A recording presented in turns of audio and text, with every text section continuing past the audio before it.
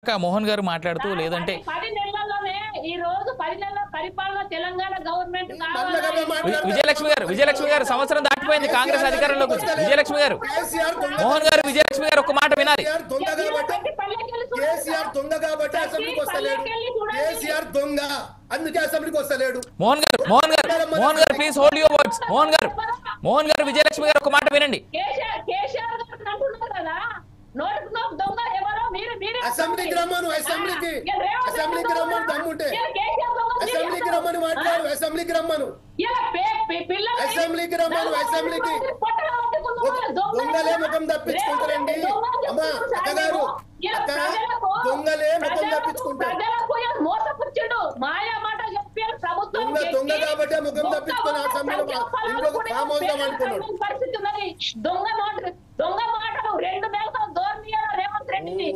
విజయలక్ష్మి గారు, మోహన్ గారు please hold. Jayaram గారు, నాకు ప్రశ్న ఉంది, చాలా చిన్న ప్రశ్న నాది.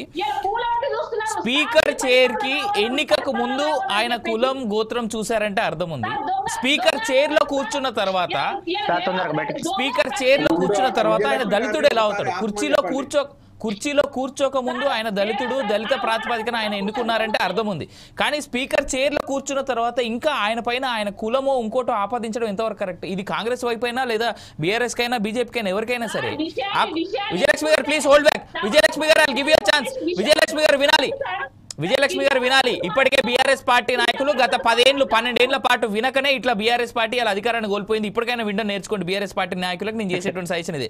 జయరామ్ గారు మీరు చెప్పండి, స్పీకర్ పొజిషన్ లో కూర్చోక ముందు వరకు ఆయన దళితుడన్నా ఇంకోటన్నా అర్థం ఉంది. స్పీకర్ పొజిషన్ లో కూర్చున్న తర్వాత he's a speaker for the entire state. But అలాంటి వ్యక్తికి ఇంకా చైర్లో కూర్చున్నటువంటి దళిత స్పీకర్ అంటే what does this Congress party want to tell Telangana people అండి?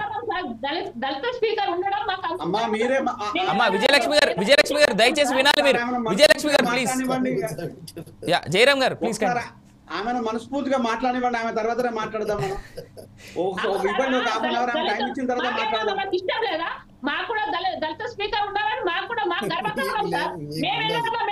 విజయలక్ష్మి గారు, నేను ఇందాకే చెప్పిన 10 ఏళ్ల పాటు కేటీఆర్ హరీష్ సభ అధిపతి దగ్గర పోయేసి విషయం ఏమంటుండో నిరసన వ్యక్తం చేసినాం. దానికి పెద్ద మీరు ఎందుకనంటే ఇలా ఈ రోజు మీరు మొత్తం భూతత్వం పెట్టి చూపించినా ఇదేం లేదు, విషయం చెప్పండి సార్. విషయం మోహన్ గారు ఒక్క నిమిషం. విజయలక్ష్మి గారు, నేను ఇందాకే చెప్పినా మళ్ళీ చెప్తా ఉన్నా, 10 ఏళ్ల విజయలక్ష్మి గారు వినండి. విజయలక్ష్మి గారు, దొంగ విషయం ప్రతి ఒక్క పిల్లలకి తెలుసు, ముసలికి తెలుసు. అమ్మ విజయలక్ష్మి గారు మీరు వినాలి. నేను ఇందాక చెప్పిన మళ్ళీ చెప్తా ఉన్నా, 10 ఏళ్ల పాటు కేటీఆర్ హరీష్ మీ మంత్రులు ఎమ్మెల్యేలు ఎవరు ఇన్లే కాబట్టి ఇలా ప్రతిపక్షంలో కూర్చున్నారు. ఇప్పటికైనా వినండి, ప్రజా సమస్యలు ప్రజల మాటలు ఇప్పటికైనా వినండి. బీఆర్ఎస్ నాయకులు దయచేసి వినడం నేర్చుకోవాలి.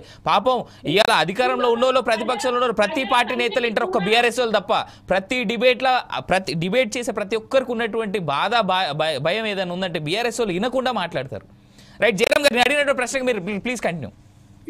ఇక్కడ ఏంటంటే దరిద్రం, భారతదేశంలో ఉన్న దరిద్రం ఏంటంటే ఒక ఐఏఎస్ ఉన్నాడు అనుకోండి, దళిత ఐఏఎస్, ఒక ఐపీఎస్ అనుకో, దళిత ఐపీఎస్ చేసిన చర్యలు, దళిత ఐపీఎస్ జరిగిన ప్రశంసలు గాని లేకపోతే విమర్శలు గాని, లేకపోతే దళిత నాయకుడు లాస్ట్ గా అంబేద్కర్ గారిని కూడా ఒక రాజ్యాంగ నిర్మాత అంబేద్కర్ గారిని కూడా దళితుడు అని సంబంధించడం. నిన్న కాక మొన్న ఆ నిండు పార్లమెంట్ లోపల అది దురదృష్టమో లేకపోతే పోయే కాలం అని అదిలో కానీ బీజేపీ ఒక ముఖ్య నాయకుడు అయిన అమిత్ షా కూడా అంబేద్కర్ వస్తే ఏం ఉపయోగం ఉంటుంది, రామ అంటే పరలోకానికి పోతారని దాన్ని మాట్లాడుకుంటారు. అంటే ఈరోజు ఇంత అవహేళన పూరితమైన అసహ్య పూరితమైన భావన ఏదైతే కొంతమంది నాయకుల్ని, అందరూ అనటం లేదు, కొంతమందికి ఉంటుందో ఆ కొంతమంది మనుషుల్లాగా మారాలని కోరుకుందాం.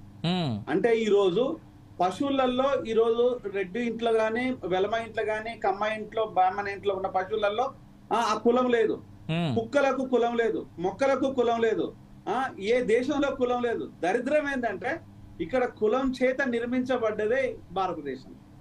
కుల పునాదులు లేకుంటే భారతదేశం లేదు, కుల మనుగడ లేకపోతే భారతదేశం లేదు, కులాన్ని నిర్మించకపోతే ఇక్కడ రాజకీయాన్ని నిర్మించుకోలేరు. కాబట్టి ఇక్కడ అంతటి దౌర్భాగ్యం అనేది భారతదేశంలో ఉంది, తెలంగాణలో ఉంది.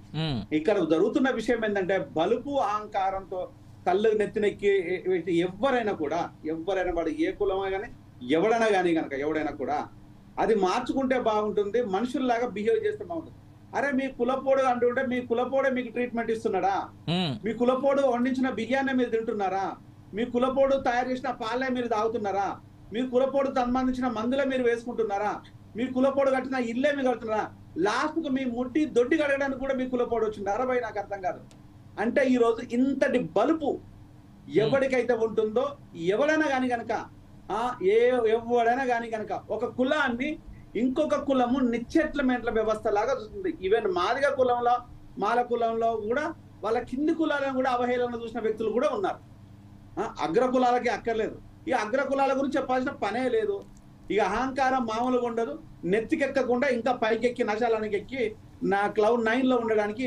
కానీ జయరామ్ గారు నా ప్రశ్నల్లో మళ్ళీ అడుగుతున్నా నేను చాలా క్లియర్గా, స్పీకర్ పొజిషన్లోకి రాకముందు వరకు ఆయన దళితుడైనా ఆయన రెడ్డి అయినా ఇంకోటో ఏదైనా సంబోధించనండి, ఒక పొజిషన్లో కూర్చున్న తర్వాత స్పీకర్ అయిన తర్వాత కూడా ఇంకా దళిత స్పీకర్ అనేటువంటి మాట ఇటు కాంగ్రెస్ వాళ్ళు మాట్లాడడమా లేదంటే ఇంకో పార్టీ, దీన్ని ఎలా చూడతారు? అంటే తెలంగాణ సమాజానికే లేదంటే ఎంటైర్ నెక్స్ట్ జనరేషన్ ఆఫ్ ఇండియాకి అసలు వీళ్ళు ఏం చెప్పదలుచుకున్నారు? ఇది అవినాష్, మీరు స్పీకర్ గురించి మాట్లాడుతున్నారు, ఈ దేశ ప్రెసిడెంట్. అవును, నాకు అర్థమైంది కానీ దాన్నే దీనికి ఆపాదించండి అంటున్నా నేను చాలా స్ట్రైట్ గా. అంటే ఒక ప్రసాదన్న ఒక్కరే కాదు, నిన్న కాక మొన్న తమిళనాడు లోపల మ్యూజిక్ మాస్టర్ అయిన ఇళయరాజా గారు ఇక్కడ కులాలకు కన్వర్ట్ చేస్తే ఇక్కడ మాదిగ కులానికి సంబంధించిన వ్యక్తి ఆయన ఇళయరాజా గారు అక్కడ ఒక టెంపుల్ కు పోతే ఆయనను కులం వెలివేసింది ఆయన టెంపుల్ నుంచి. అంటే ఈ రోజు ఇక బలిపెక్కిన అహంకారం ఉన్న నాయకులు మాట్లాడడం పెద్ద వింత కాదని నా ఉద్దేశం.